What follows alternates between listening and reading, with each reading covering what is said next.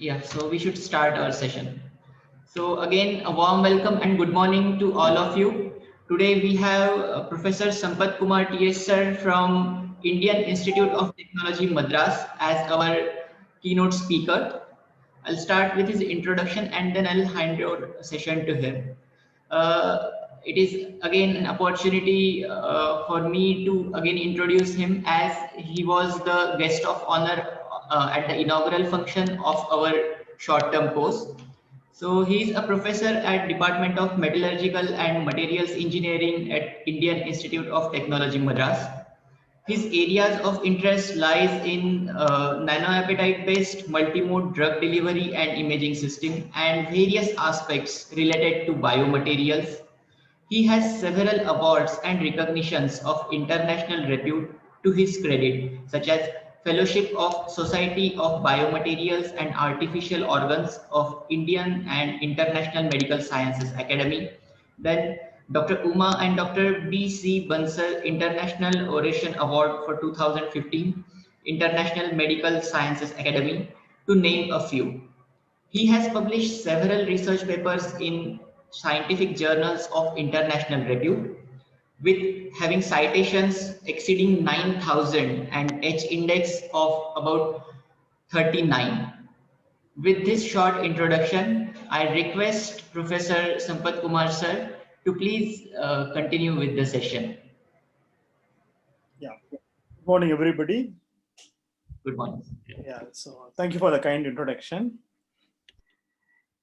Yeah, it's really a pleasure to be associated with the activities of Malavya National Institute of Technology. And last year, exactly August, I visited MNIT and given a talk, biometal to the research group. Today, we'll look at again the biomaterial. What are the emerging aspects of this biomaterial present? So I'll share my screen.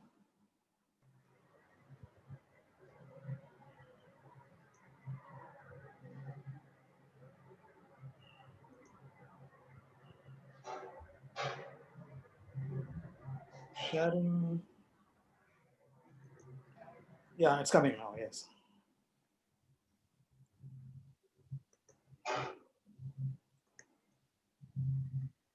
Yes, sir. Visible? Very good. Yes, sir. It is visible. So as an emerging material, we're going to look at nanoscale biomaterials. How many people in the audience will know about biomaterials? Many people know. They can send a message. Anyway, I'll otherwise taken a liberty of including 2 or 3 slides. So if people know about biomaterial, kindly excuse me. So we'll start with biomaterial and look at why we have to look at the nanoscale aspect as an emerging material actually. Yes. Before starting, I like to during the inaugural address 2 days back, somebody put a question: what is the metamaterials? Being a inaugural talk, with hardly 15, I don't have time to attempt to explain. I hope people went back and look at it. If not, they're simply metamaterials are material with beyond the known properties.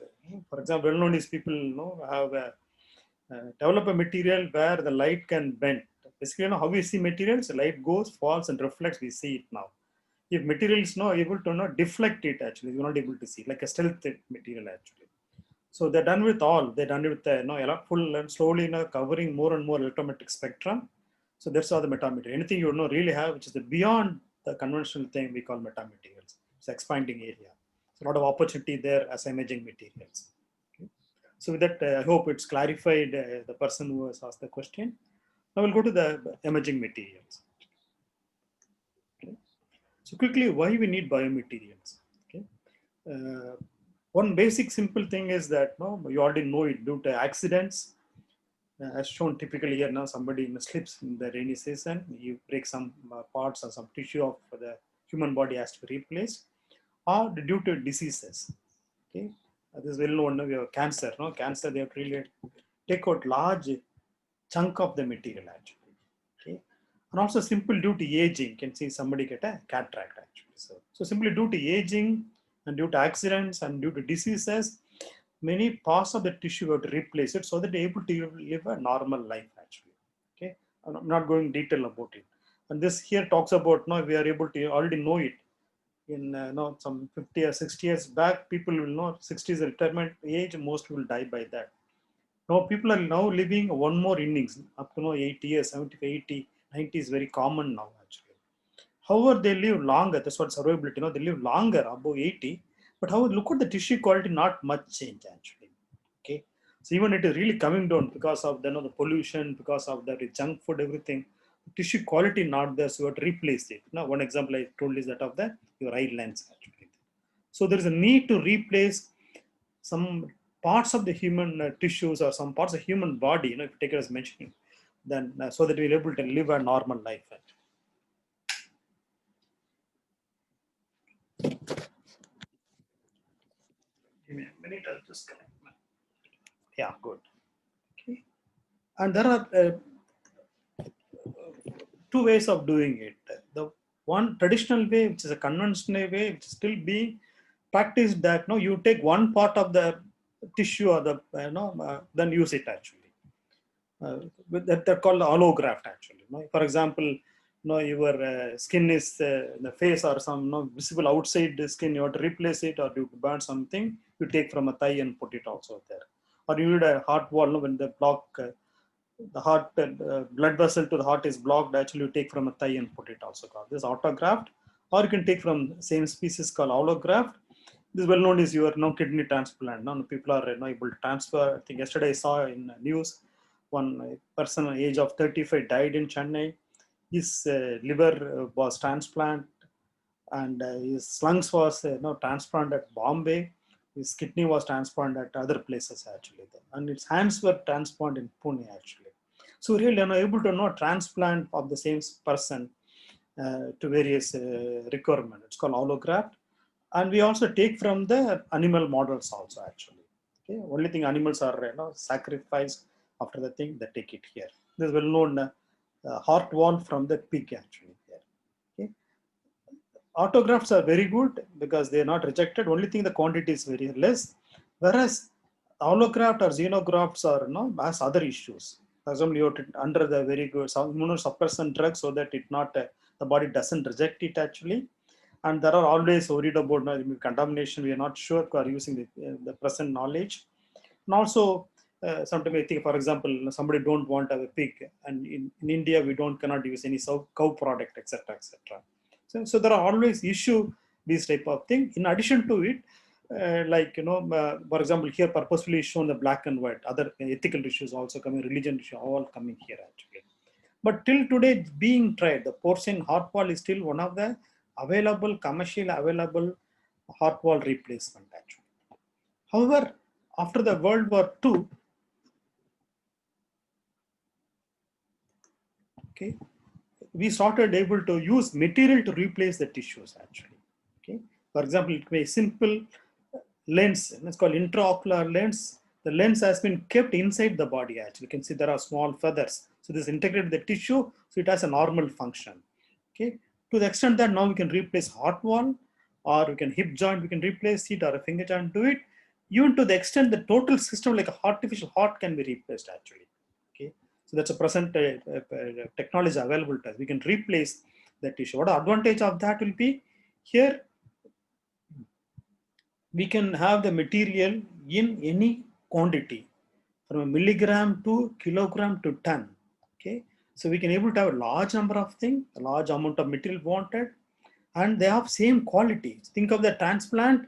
You don't know what the disease that person has, what medicine he has gone through. We really do not sure. Whereas here I can reproduce it at the same property actually. And now we can also later go back and tell, you can predict also if you have this material work for 5 years or 10 years. It's not possible in transplant actually. So the really advantage using materials for replacing tissue. So they are called biomaterials. So they are ultimately we call as implants compared to the transplants actually. So it's a very, very basic crash course on biomaterials. Any doubt, anybody there? This being, a refresher course, we don't mind, one or two I can able to attempt. Please send me your short screen is there. It's okay. So I have to get back to my chart. Where is the chart?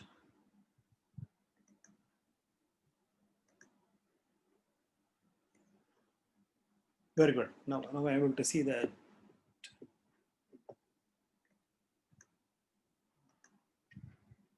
Give me a minute. I'll get back to my slides. Good.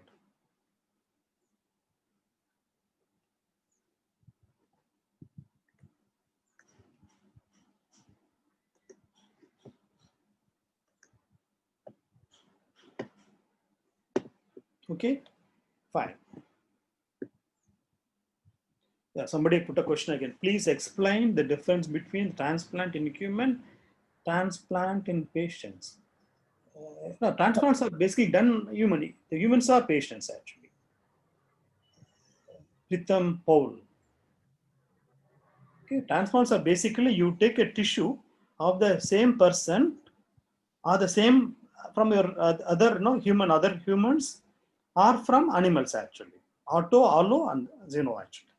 So these are basically tissues transplant actually. You are transplanting from one part of the tissue, you're transplanting to the other site actually. From the same person or other from the other friends or other species or animal species also. Okay? But they have limitations.